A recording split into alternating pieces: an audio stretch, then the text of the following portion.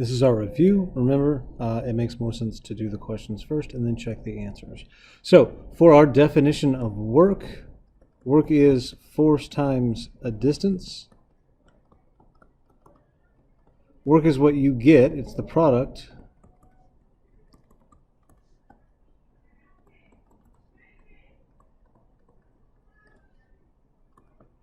of a force moving a mass. That's what work is. How does work relate to an energy?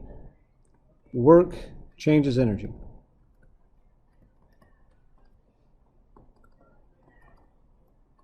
In order for energy to go from one form to another, work must be done. How do you know when the work done on an object is positive, negative, or zero? For positive work, the force and the displacement are in the same direction. Positive work increases energy.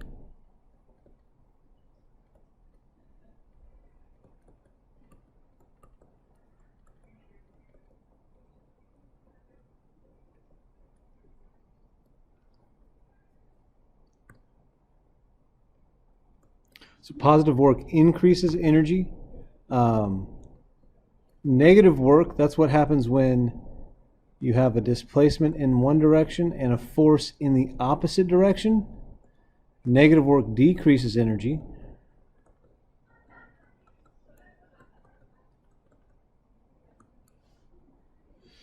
And then zero work happens when your displacement is in one direction and your force is perpendicular to that displacement. That doesn't change the energy at all. Power is the rate at which work is done.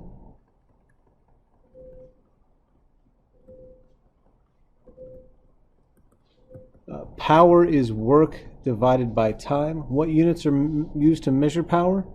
That is watts. 1 watt is 1 joule per 1 second. So, a machine does 600 joules of work in lifting a 40 kilogram load in 2 seconds. How much power does the machine exert? Power is going to be work over time. That work is 600 joules worth of work, so 600 joules divided by a time of 2 seconds. That's my time. So my power comes out to be 300 watts. Here's a W for that. How high is the load lifted? Because we are lifting the 40 kilogram load, there is one piece of information that we need. And this is something you need to write down. The force required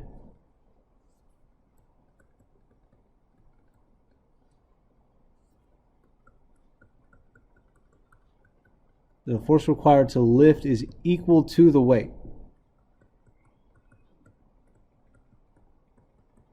So if we are lifting this object up, the force required to lift is equal to mg. That's the mass, 40 kilograms, times gravity, 10. That force required to lift is 400 newtons. That's a piece of information that you need to be able to get from the given mass. I would say that this is pretty important when it comes down to it. So write that down. You're going to need to know it. If I want to know how high the load is lifted, I have the work, I have the force. What I want is the distance. Work is force times distance. So 600 joules is equal to the force, 400 newtons, times the distance. So that distance that we're lifted is just going to be 600 divided by 400. That distance comes out to be 1.5 meters. Have 600 joules. What we need to see is how much work is actually accomplished to lift that 40 kilogram load a height of 1 meter. The minimum work required is the force times the distance. To lift a 400 kilogram load, we just looked at that. That's 400 newtons times the distance of 1 meter. So the work required is 400 joules. We did 600 joules worth of work. What that tells us is that there are 200 joules wasted. That turns into heat. So those 200 joules are the heat. The work that is left over, my extra work, is going to turn into heat. I wouldn't stress about that. A 4 kilogram object has a velocity of 16 meters per second. This is the initial velocity. So the initial velocity is 16 meters per second. What would the new velocity be? So we want the final velocity. We have a 4 kilogram object. What would the new velocity be if in part A, the force is 121 newtons and the distance is 8 meters? For this, we know that work is equal to the change in kinetic energy, 1/2 mv final squared minus 1/2 mv initial squared. But I also know that work is force times distance, so force times distance is equal to 1/2 mv final squared minus 1/2 mv initial squared. So we'll plug everything in. We've got 121 times 8 is equal to 1/2 times 4 times velocity squared minus 1/2 times 4 times the initial velocity 16 squared. So that gives me 968 is equal to 2v squared minus 512. We'll add 512 to both sides, so we get 1480 is equal to 2 times our final velocity squared. Divide both sides by 2, then square root both sides, and the final velocity comes out to be 27 meters per second. What if the work done on the object were negative 224 joules? So for this, we have negative 224 is equal to 1/2 times 4 times final velocity squared minus 1/2 times 4 times the initial velocity 16 squared. So when we plug the numbers in, we get negative 224 is equal to 2v final squared minus 512. So we'll add 512 to both sides. We get 288 equals 2 times the final velocity squared. So we'll divide both sides by 2, and then we'll square root both sides. And my velocity afterwards ends up being 12 meters per second. Now I want to talk about these two real quick. In part A, we had positive work, and we increased our velocity. Just kind of reiterating a point. So positive work increases speed. And in B, we had negative work and a decrease in velocity.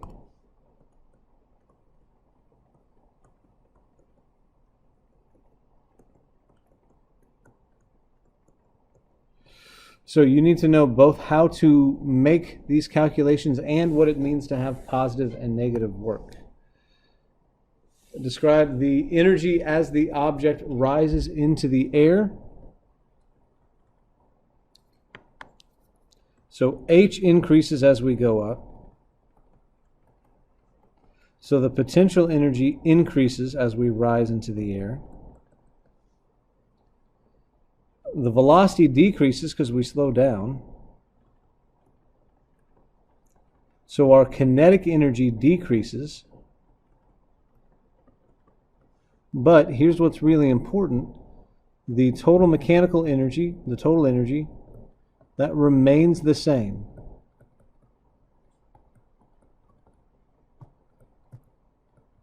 So potential energy increases, kinetic energy decreases, but the mechanical energy or the total energy remains the same as it goes.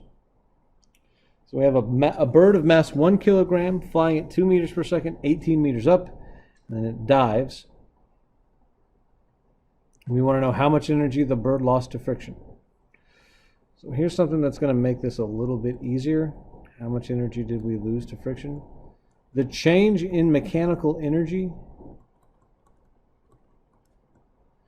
is equal to the heat lost. So what we need to do is look at the mechanical energy at the top and the mechanical energy at the bottom. So up here at the top, the velocity is 2 meters per second, and the height is 18 meters. And then down here at the bottom of the bird's travel, the velocity is 22 meters per second, and the height is 4 meters. So what we're going to do is look at the energy in both places. The mechanical energy at the top is the kinetic energy 1/2 times 1 kilogram times the velocity 2 squared plus the potential energy, so 1 times 10 times 18. So we end up with 182 joules of energy at the beginning. And then down here at the bottom, the mechanical energy is 1/2 times the mass, 1 times the velocity 22 squared, plus the mass 1 times 10 times the height of 4 meters. And we end up with a mechanical energy of 282 joules. So here's the thing. We actually gained mechanical energy here. So we have none lost. We gain 100 joules. And that 100 joules comes from the work that the bird does.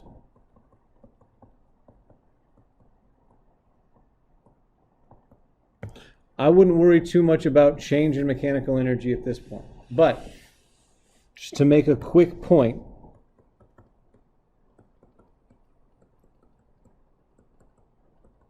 if mechanical energy decreases, that's because we lose energy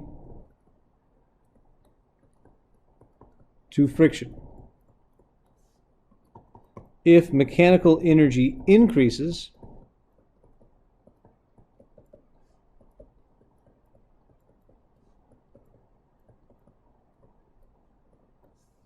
we gain energy from some sort of outside work. In the case of the bird was the thing that was doing outside work to gain energy. Number 9, we have a Hot Wheels car at point A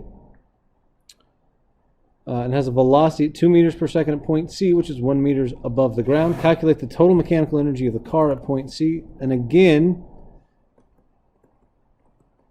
total energy for us is going to be total mechanical energy.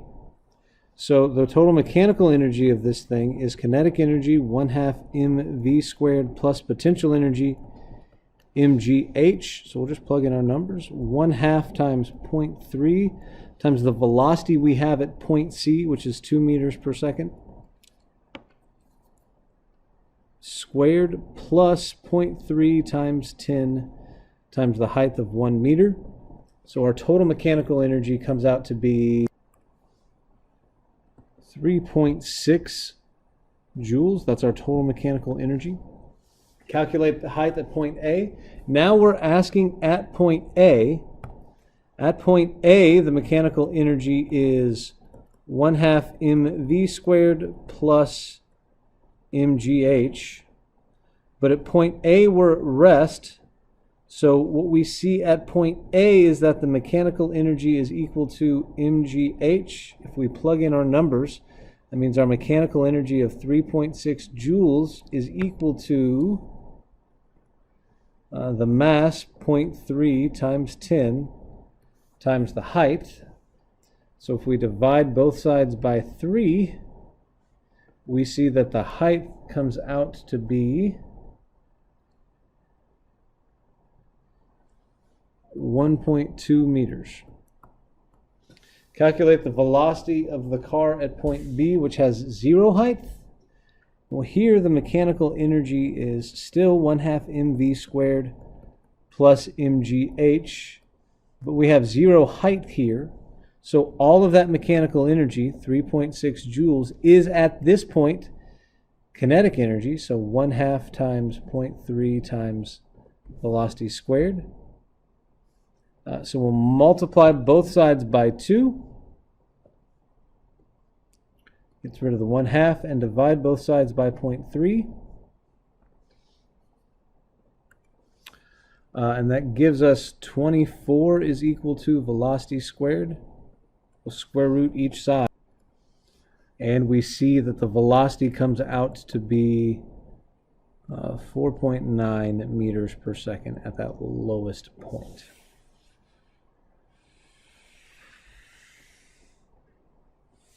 If the track were not frictionless, we would have less speed. Oops, sorry. If the track were not frictionless, we would have more height.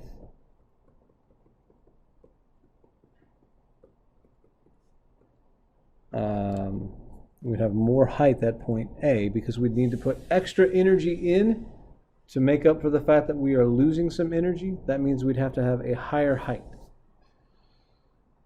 All right, next one, we have another roller coaster, and all of these points, A and C, are both 10 meters high. Point B is on ground level, and we want the velocity of the car at all 3 points. So, the point I know the most about is right here at the top. So at the top, we're going to calculate the mechanical energy. Mechanical energy at the top is 1/2 times the mass, 250, times the velocity, so 2 squared, plus the mass, 250, times 10, times the height of 20 meters. So the total mechanical energy at the top comes out to be 50,500 joules of total mechanical energy. This is going to be the total mechanical energy at every point. So let's talk about point A. Point A, the mechanical energy is equal to 1/2 mv squared, and we don't know the velocity yet, plus mg, and then the height at point A is 10. So my total mechanical energy, we're just going to plug everything in. 50,500 is equal to 1/2 times 250 times velocity squared plus 250 times 10 times 10. So we get 50,500 is equal to 125 v squared plus 25,000. So 25,000, we're going to subtract 25,000 from both sides. 25,500 equals 125 v squared.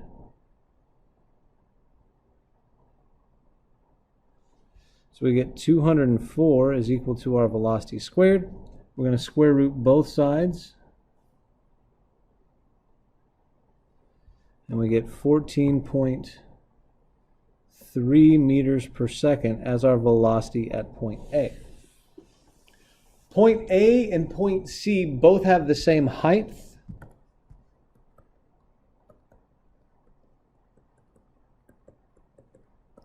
So that's the same height, which means the same potential energy. They have the same mechanical energy because all of our points have the same mechanical energy, which means they have the same